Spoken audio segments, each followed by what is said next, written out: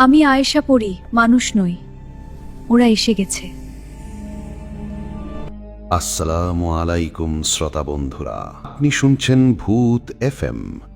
আজকের গল্প আয়েশা পরীর বিয়ে, লেখক আরিয়ান অভি। চলুন শুরু করি চতুর্থ পর্ব। সেদিন আমি বারান্দায় বসেছিলাম। গ্রামের আকাশটা কেমন যেন ভারী হয়ে আছে, বাতাসে অস্বস্তির গন্ধ। আমাদের গ্রামে একের পর এক গরু ছাগল গায়েব হচ্ছে। রাতে গোয়ালঘর তালাবদ্ধ, কিন্তু সকালে দেখা যাচ্ছে ভেতর ফাঁকা। কোনো ভাঙচুর নেই, কোনো রক্ত নেই, কোনো চিহ্ন নেই। আমাদের বাড়িতেও দুটা গরু আছে, বাবার একমাত্র সম্বল। আমি গভীর চিন্তায় ডুবেছিলাম। ঠিক তখন আয়েশা এসে আমার পাশে দাঁড়ালো। সে নিচু স্বরে বলল, আমি জানি আপনি কি নিয়ে চিন্তা করছেন। আমি তাকালাম। তুমি জানো? সে কিছুক্ষণ চুপ করে রইল, তার চোখে সেই অদ্ভুত ভয়। ওরা এসেছে আমাকে নিতে। আমার বুক ধক করে উঠল। কারা ওরা? আয়েশা ফিসফিস করে বলল, যাদের আপনি বাঁশবাগানে দেখেছিলেন তারা শিশু নয়। আমার শরীর ঠান্ডা হয়ে গেল। তাহলে কারা? সে ধীরে বলল, ওরা খাদক। তারা মানুষের মতো রূপ নেয়, বাচ্চার মতো ছায়া হয়ে থাকে, কিন্তু তারা এই জগতের না। আমি রেগে গেলাম। এইসব আজে বাজে কথা বলো না আয়েশা। আমাদের গ্রামে চোর ঢুকেছে, এটাই সত্যি। সে মাথা নাড়ল। না, তারা পশুর রক্ত খায়, তারপর যার জন্যে আসে তাকে নিয়ে যায়। আমার গলা শুকিয়ে গেল। তোমার জন্যে? আয়েশা চুপ, তার চোখে পানি জমে উঠল। সেদিন রাতে আমি ঠিক করলাম, আজ আমি নিজে পাহারা দেব। বাবাকে বললাম, আজ আমি গোয়াল ঘরের পাশে থাকব। বাবা অবাক হলেও কিছু বললেন না। রাত গভীর হলো, চারপাশ নিস্তব্ধ, দূরে শেয়ালের ডাক। আমি হাতে টর্চ আর লাঠি নিয়ে বসে আছি। হঠাৎ ঠক ঠক ঠক, গোয়াল ঘরের পেছনে যেন কেউ হাঁটছে। আমি টর্চের আলো ফেললাম, কিছু নেই।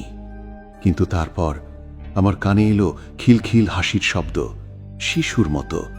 আমি ধীরে ধীরে বাঁশবাগানের দিকে এগোলাম।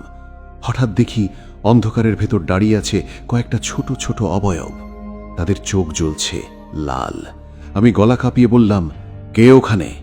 তারা একসাথে মাথা কাত করল, যেন আমাকে পর্যবেক্ষণ করছে। তারপর একসাথে ফিসফিস করে বলল, সে আমাদের, তাকে ফিরিয়ে দাও। আমার বুকের ভেতরটা কেঁপে উঠল। কাকে? তারা একসাথে বলল, আয়েশা। ঠিক তখনই পেছন থেকে আয়েশার চিৎকার, পিছনে তাকাবেন না। আমি ঘুরতেই দেখি একটা কালো ছায়া আমার দিকে ছাপিয়ে আসছে। আমি লাঠি দিয়ে আঘাত করলাম, কিন্তু লাঠি যেন শূন্যে আঘাত করল। তারপর গোয়ালঘরের ভেতর থেকে গরুর আতঙ্কিত ডাক। আমি দৌড়ে গেলাম। দেখি গোয়ালঘরের দরজা ভেতর থেকে খুলে গেছে। একটা গরু নেই, আর মাটিতে পড়ে আছে রূপালী রঙের কয়েক ফোঁটা তরল। আমি হাত দিয়ে ছুঁয়ে দেখলাম, ঠান্ডা, ঠিক যেমনটা আমি একবার আয়েশার ডানায় দেখেছিলাম। আমি দৌড়ে ঘরে ফিরলাম। আয়েশা কাঁদছে। আমি চিৎকার করে বললাম, তুমি আসলে কে? সে ধীরে ধীরে আমার দিকে তাকালো। তার চোখে আর ভয় নেই, একটা অদ্ভুত দীপ্তি। আমি মানুষ না পুরোপুরি।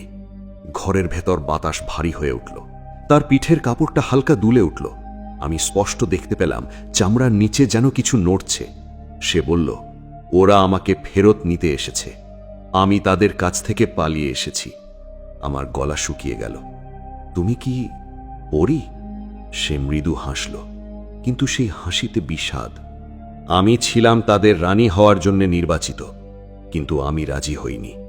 বাইরে আবার সেই খিলখিল হাসি ভেসে এলো। বাঁশবাগান দুলছে, হাওয়া নেই, তবু দুলছে। আয়েশা আমার কাছে এসে বলল, আমি জানি আপনি কি নিয়ে চিন্তা করছেন। আপনাদের গরু দুটিও কি চুরি হয়ে যাবে কিনা? আমি আপনাদেরকে এতটুকু বলতে পারি, আপনাদের গরু দুটি কখনোই চুরি হবে না। কারণ যে বা যারা গরুগুলো চুরি করছে, তারা আপনাদের বাড়ির ভেতরে কোনোভাবেই প্রবেশ করতে পারছে না, কারণ আপনাদের বাড়িটা বন্ধ করা। আমি হতবাক হয়ে বললাম, আপনি কি করে জানলেন আমাদের বাড়িটা বন্ধ করা? তারা কি অলৌকিক জগতের কেউ? তারা কি কোনো জিন পরি? আয়েশা নিচু স্বরে বলল, আমি আর কিছু বলতে পারবো না। সে তার ঘরে চলে গেল। আমি বারান্দায় বসে ভাবতে লাগলাম, আসলেই তো আমাদের বাড়িটা বন্ধ করা। আজ থেকে প্রায় 10 বছর আগে আমার মায়ের ওপর একটা দুষ্ট জিন ভর করেছিল। গ্রামের সবচেয়ে বড় কবিরাজ আসলাম চাচা এসে সেই জিন তাড়িয়ে আমাদের পুরো বাড়িটা বন্ধ করে দিয়ে গিয়েছিলেন। যেন আর কোনো খারাপ জিন এই বাড়ির ভেতরে প্রবেশ না করতে পারে। তাহলে কি সত্যি যারা গরু ছাগল নিয়ে যাচ্ছে তারা অদৃশ্য জগতের কেউ? কিন্তু আয়েশা এত কিছু জানে কিভাবে? আমি আয়েশার ঘরে গেলাম। সে খাটের ওপর বসে কান্না করছিল। আমি তার পাশে বসে বললাম, আমি জানি আপনি সব জানেন, দয়া করে আমাকে বলেন, সেদিন গাড়ির পিছনে কারা ছিল? কারা আপনাকে বন্দি করে রেখেছিল? কারা আপনার বাবা মাকে হত্যা করেছে? আর কারা আমাদের গ্রামের গরু ছাগলগুলো উধাও করছে? আয়েশা কাঁপা গলায় বলল, আরিয়ান, সব শুনে আমাকে ভুল বুঝবেন না তো? আমি বললাম, না, কখনো না। সে গভীর শ্বাস নিল। আমি কোনো সাধারণ মেয়ে না, আমি একটা পরী। আমি আয়েশা পরী। আমার বাবা মাকে সেই জিনগুলো হত্যা করেছে আর আমাকে করেছে বন্দি। আমি গত 10 বছর ধরে সেই পাথরের গুহায় বন্দি ছিলাম। আমার মাথা ঘুরে গেল।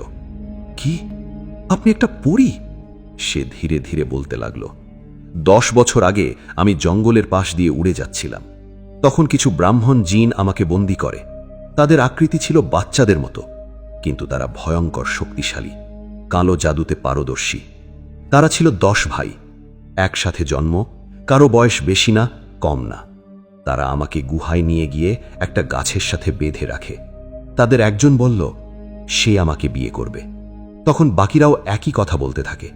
কেউ কাউকে ছাড়তে রাজি না। সিদ্ধান্ত নিতে না পেরে তারা বছরের পর বছর বন্দি রাখে। তার চোখ দিয়ে অশ্রু ঝরছিল। 6 বছর কেটে যায়, তারা সিদ্ধান্ত নিতে পারে না। তখন আমি শক্তি দিয়ে একজন ভালো মানুষের সাথে যোগাযোগ করি, আতিকুর রহমান। সে আমাকে উদ্ধার করতে আসে, কিন্তু তাকে ধরে হত্যা করে পাহাড় থেকে ফেলে দেয়। আমার শরীর কাঁপছিল। এরপর আরও 4 বছর পার হয়। তারপর আপনার সাথে দেখা। আপনি বারান্দায় দাঁড়িয়েছিলেন। আমি শক্তি দিয়ে আপনার কাছে চিৎকার পৌঁছে দিই। আপনি আমাকে উদ্ধার করেন, কিন্তু তারা আমাদের পিছু নিয়ে এখানেও চলে এসেছে। এখন তারাই গ্রামের গরু ছাগল উধাও করছে। আমি স্তব্ধ। আমি কিছুতেই বিশ্বাস করতে পারছি না। আমি বললাম, আপনি প্রমাণ করুন। আপনি যদি মানুষ না হন, প্রমাণ দিন। সে শান্ত গলায় বলল, ঠিক আছে, আপনি যেহেতু বিশ্বাস করছেন না, আমি প্রমাণ দিচ্ছি। ঘরের বাতাস হঠাৎ ঠান্ডা হয়ে গেল। জানালার পর্দা নিজে নিজে উঠতে লাগল। আয়েশা ধীরে ধীরে দাঁড়ালো। তার চোখের মণি নীল আলোতে জ্বলে উঠল। তার পিঠের কাপড় ফেটে দুটো বিশাল সাদা রূপালি ডানা বেরিয়ে এলো। ডানাগুলো পুরো ঘর ঢেকে ফেলল। তার শরীর মাটি থেকে ধীরে ধীরে উপরে উঠতে লাগল। আমি পেছনে সরে গেলাম। তার চারপাশে ক্ষুদ্র ক্ষুদ্র আলোর কণা ভেসে বেড়াচ্ছে।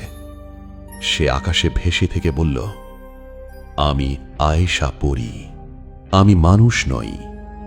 আমার বুক কেঁপে উঠল। এবার আমি বিশ্বাস করলাম। ঠিক তখনই বাইরে বাঁশবাগান থেকে একসাথে 10টা বিকট হাসির শব্দ ভেসে এলো। ওরা আমাদের, তাকে ফিরিয়ে দাও। ডানার আলো নিভে গেল। আয়েশা মাটিতে নেমে এলো। তার মুখে ভয়। সে ফিসফিস করে বলল, ওরা এসে গেছে। আজ এখানেই শেষ। পরবর্তী প্রবে জানতে পারবেন ওরা কি আজ রাতে আক্রমণ করবে, আরিয়ান কি আয়েশাকে রক্ষা করতে পারবে, নাকি শুরু হবে এক ভয়ঙ্কর যুদ্ধ। জানতে হলে অপেক্ষা করুন পরবর্তী পর্বের জন্য। আপনার নিজের লেখা ভয়ঙ্কর গল্প পাঠাতে পারেন theultimatemegabox@gmail.com। আল্লাহ হাফেজ।